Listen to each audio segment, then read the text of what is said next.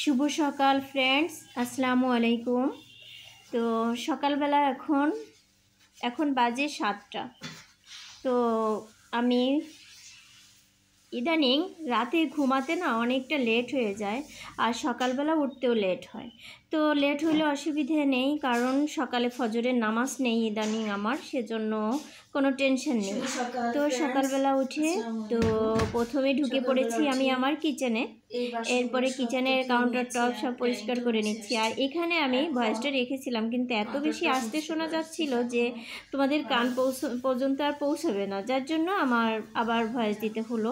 এত বেশি সকালে উঠে এই কিছু মাজা ধোয়া পরিষ্কার পরিচ্ছন্নের কাজ তো থাকেই।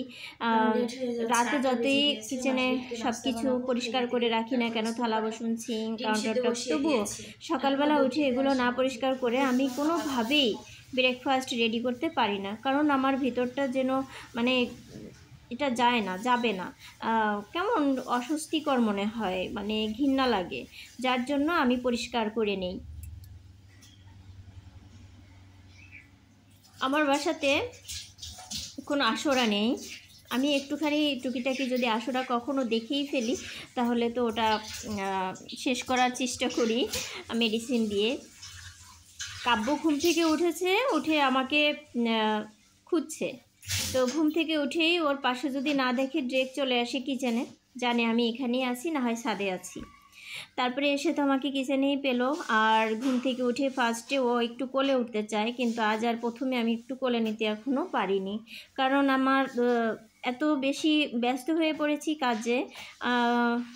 দেখো টাইমটা যেন এত দ্রুত চলে যায়, মানে সকালে উঠছি 7টায়, উঠে এই টুকিটাকি একটু বাজা ঘষা করতে ডাইনিং টেবিলটা একটু মুছে নিয়েছি। ডাইনিংয়ের যে ছিল জগ, তারপরে যে টেপ গ্লাস, এগুলো একটু ধুয়ে নিয়েছি। এতেই দেখা গিয়েছে যে আমার টাইমটা চলে গেছে।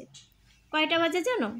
7:30 বেজে গিয়েছে, তবুও আমার মোছামুছি শেষ হয়নি। তো যাই হোক, এখনও দুধ দিতে আসেনি। আর এদিকে ডিম সিদ্ধ বসিয়ে দিয়েছি, ডিমটা সিদ্ধ আমার হয়ে গিয়েছে। আমি ইন্ডাকশানটাও মুছে নিয়েছি। তো এরপরে আমি আমার জন্য বানাবো একটু চিলা, আর কাব্য মাসবিল খেতে চেয়েছে ডিমের পিঠা। তো ডিমের পিঠাটা আমি ময়দা দিয়ে করি না, আমি চাউলের গুঁড়ি দিয়ে করি। তো একদম মনে করো যে বেকারির যে বিস্কিট না, ওরকমের হয়, খুব ভালো লাগে খেতে। এই তো চাউলের গুঁড়ির ভিতর আমি একটা ডিম দিয়ে দিচ্ছি। আজকাল ডিম না খেতে এত বাজে, মানে সিদ্ধ ডিম খাওয়াই যাচ্ছে না। যে সাদা অংশটা ওটা পানি পানি লাগে, ভিতরের কুসুমটাও টেস্ট না। আমার কাব্য খেতে পারে না, আমিও পারছি না। তো যাই হোক, এখন ওদের ওই খাবারটা বানানোর জন্য একটা ডিম, চাউলের গুঁড়ি আর চিনি, একটুখানি লবণ এখন দিয়ে মেখে রেখে দিব। এর ভিতরে আবার একটা মহিলা আসছে গুচ্ছগ্রাম থেকে। তো উনি কাঁঠাল নিবে, বলছে আপনার বাড়িতে কি কাঁঠাল আছে, পাকা কাঁঠাল? আমি বলছি হ্যাঁ আছে। তো একটা পাকা কাঁঠাল ওনাকে দিয়ে দিয়েছি। আর এখানে তেলটা গরম হয়ে গিয়েছে, এখন আমি বানিয়ে নেব। মাসবিল ঘুম থেকে উঠে মানে সে রেডি হয়ে নিয়েছে, ড্রেস পরে, স্কুল ড্রেস, আর বারবার আমাকে তাড়া দিচ্ছে, মাম্মি চলে যাচ্ছি। কিন্তু আমি বলছি কেন তুমি চলে যাবে, তুমি নাস্তা করবে না? তারপরে যাই হোক বসে আছে। এখন আমি দুধটা ঠান্ডা করে নিচ্ছি, একটা ডিম খাইয়ে দিয়েছি। তো ওদের জন্য একটু কর্নফ্লেক্স কিনতে যাব, কিন্তু যাওয়াই হচ্ছে না। সকালবেলা এই একঘেয়েমি রুটি এগুলো খেতে পারছে না আর ওরা। তো যাই হোক, এখানে মাসবিল দুষ্টুমি করছে, তারপরে কাব্য তার পাশে বসে আছে। আর মাসবিলের খাওয়া দাওয়া শেষ, এখন স্কুলে চলে যাচ্ছে। কাব্য তার ব্যাগ এগিয়ে দিচ্ছে। এখন কাব্য যাবে গেট পর্যন্ত দিয়ে চলে আসব আমরা দুজনেই।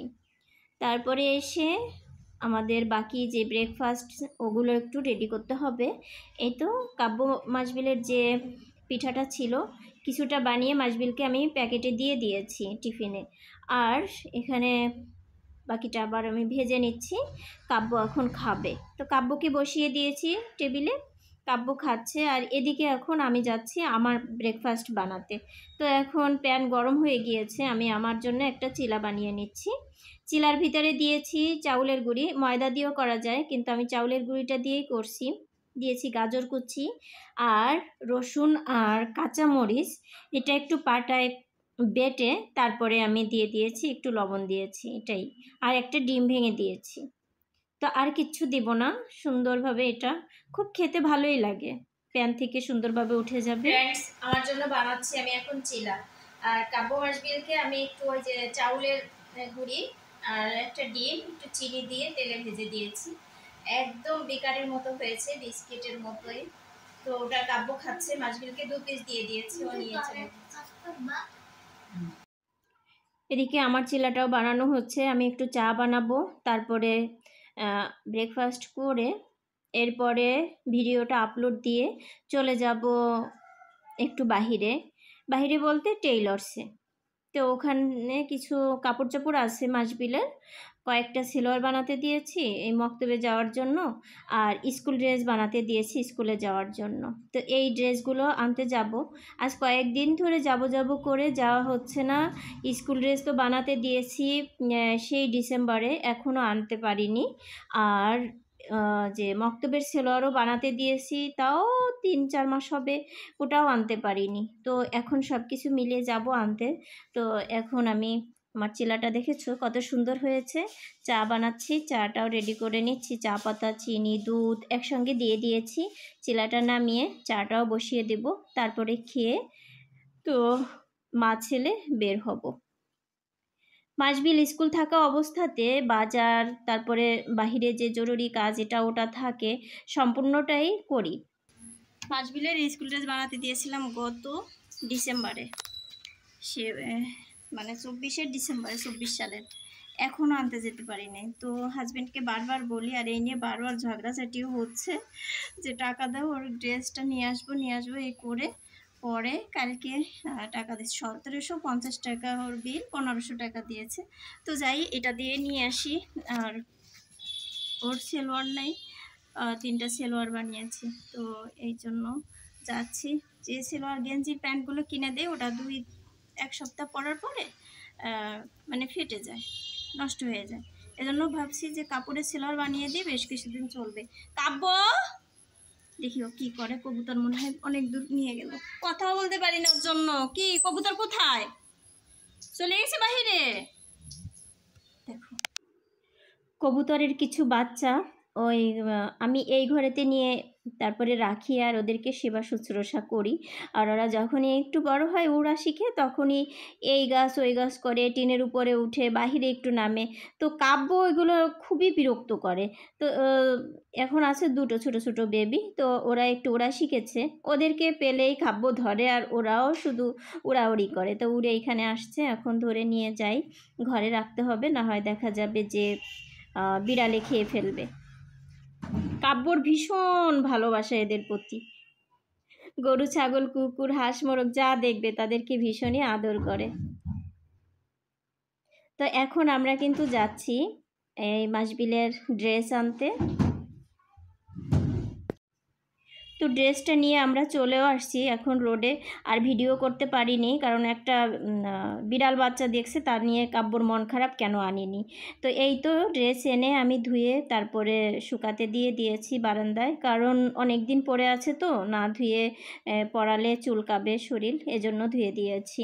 তো এই তো আমার কাপড় চোপড়ও ছিল, সেগুলো মেলে দিয়েছি। ছাদে আর দেই না, কারণ এই রোদ এই বৃষ্টি, সেজন্য এই বেলকনিতে থাকলে 2 দিন পরে হইলেও শুকিয়ে যায়। আর হালকা হালকা যে রোদ উঠে ওটাই কাপড়গুলো গরম হয়ে যায়, তাতেই হয়ে যায় আমার। আর আমার ঘরে অনেক বড় বেলকনি, তো অসুবিধা হয় না। তো এখন এই তো দেখো বিকেলবেলা, কিন্তু মনে হচ্ছে ভোর। আমার হাঁস মোরগগুলো এখানে দাঁড়িয়ে আছে, কি যে ভালো লাগে দেখতে ওদের। এত সুন্দর ওয়েদার, বাতাস বৃষ্টি, খুবই ভালো লাগে, ওয়েদারটা অনেক সুন্দর। কিন্তু কাপড় চোপড় শুকায় না, তবু আমার অসুবিধা হয় না, আমার বেলকনি অনেক বড়। হ্যাঁ মা, আমি এখানেই, আমার অনেক বড় বেলকনি, তো তো আমার কোনো অসুবিধা হয় না। মাথায় শ্যাম্পু করেছি, তারপরে দুপুরে রান্নাবান্না করে খেয়ে দিয়ে একটু ঘুমিয়েছিলাম। হ্যাঁ আমি এই যে আমাদের ঘরে তো এখন আসরে আজান পড়েছে, উঠে পড়লাম। এরপরে চা বসিয়ে দিয়েছি, ঘরে লাইট দেয়নি এখনো, অন্ধকার। হ্যাঁ এই যে আমি ঘরে তো বাবা, আমি তো ঘরে চা বসিয়ে দিয়েছি। এখন আসরের আজান পড়েছে আর এদিকে আমি চা বসিয়ে দিয়েছি। আর দেখো বাটিতে করে চা দিয়েছি। এই বাটিটা অনেক সুন্দর, মানে চা বসালেও পড়ে না। তো এটাই চা বানাচ্ছি, কারণ দুধের পাতিলে দুধ আছে, এজন্য আর ওটাতে এখন বানাইনি। আজকে এসে বাইরে থেকে এসে তারপরে মাছগুলোর কাউচগুলো বারান্দায় শুকাতে দিয়েছি, ধুয়ে দিয়েছিলাম। তো অনেক দিন হয়ে গেছে না, কাপড় চোপড়গুলো বানাতে দিয়েছি, ময়লা পড়েছিল, পরে এনে ধুয়ে দিয়েছি, এখনো শুকায়নি। মাছগুলো বারবার যাচ্ছে ধরে দেখতে কখন শুকাবে কখন পড়বে। তো আমি বলছি শুকালেই পড়ো, ধৈর্য ধরো, এতদিন যেহেতু ধৈর্য ধরেছো, আর তো একটা দিন পরেই শুকাবে।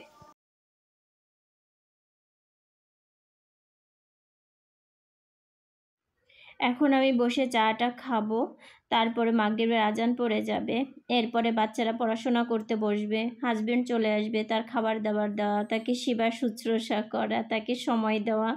এরপরে বাচ্চাদের পড়াশোনা শেষ হলে আমরা আবার একটু বাহিরে ঘুরতে যাই, সেখান থেকে এসে তারপরে ঘুমিয়ে পড়ি।